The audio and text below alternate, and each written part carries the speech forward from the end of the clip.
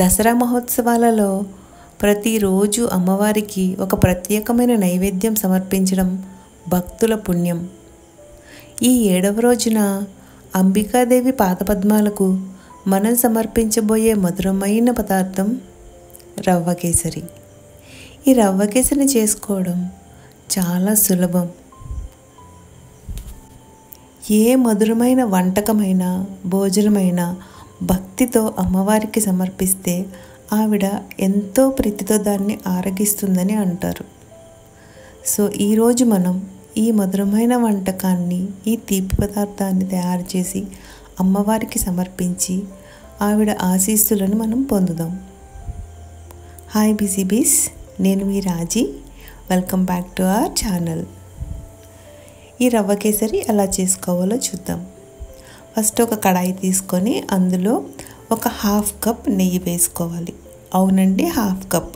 మనం ఏ కప్తో అయితే రవ్వను కొలుస్తామో అందులో సగం నెయ్యి వేసుకొని దానిలో ఫస్ట్ బాదం పప్పుల్ని ముక్కలుగా కట్ చేసి అవి, కొంచెం క్యాషు, అలాగే కొంచెం కిస్మిస్ వీటిని వేసుకొని బాగా వేపుకోవాలి.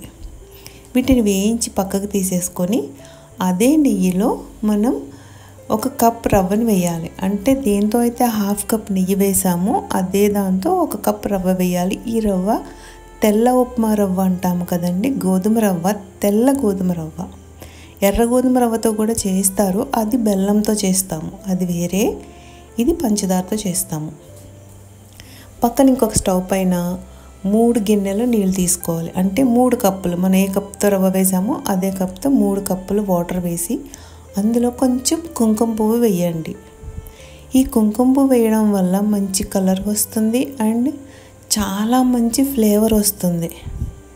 అలాగే ఆరెంజ్ కలర్ లేదా ఏదైనా ఫుడ్ కలర్ని 2 to 4 డ్రాప్స్ వేయండి.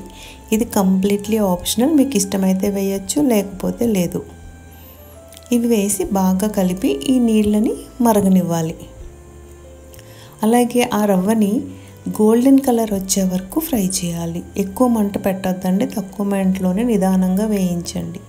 అది గోల్డెన్ కలర్కి వచ్చిన తర్వాత నీళ్ళు మరగబెట్టాము కదా, ఆ వేడి నీళ్ళు తీసుకొని వచ్చి ఈ రవ్వలో పోయాలి. ఇలా వేయడం వల్ల రవ్వ ఉండలు కట్టకుండా ఉంటుంది. అంతేగాని చల్లనీళ్ళు పోసేసి అందులో కలర్ వేయకూడదు, అట్లా అయితే ఉండలు కట్టేస్తుంది. పోసి ఒక 2 minutes మూత పెట్టి ఉడికించండి. ఇట్లా దగ్గరగా అయిన తర్వాత 1.5 కప్పు పంచదార వేయాలి. మనం ఏ కప్పుతో రవ్వ వేసామో అదే కప్పుతో 1.5 కప్పు రవ్వ వేయాలి. అలాగే 1 టీ స్పూన్ ఇలాచీ పౌడర్ని వేయాలి. ఇప్పుడు దీన్ని బాగా మిక్స్ చేయాలి. ఎప్పుడైతే మనం షుగర్ వేస్తామో ఇది మళ్ళీ లూజ్గా అవుతుంది. సో దీన్ని బాగా మళ్ళీ మనం తిప్పుతూ కలుపుతూ ఉడికించాలి. కలపకపోతే మాడిపోతుందండి, తిప్పుతూ ఉడికించాలి. చూసారా అసలు ఎంత బాగా ఉందో అది. ఈ సిచ్యువేషన్లో ఉన్నప్పుడు మనం ఆల్రెడీ ఫ్రై చేసి పక్కన పెట్టుకున్న క్యాషు, బాదం పప్పు అండ్ కిస్మిస్ని ఇందులో వేసేసి వీటిని బాగా కలపాలి. ఇప్పుడైతే ఇంకా స్టవ్ ఆఫ్ చేసేయచ్చు. ఆఫ్ చేసేసి వీటిని వేసి బాగా కలుపుకుంటే అమ్మవారికి సమర్పించడానికి ఒక మధురమైన పదార్థం సిద్ధంగా ఉంది.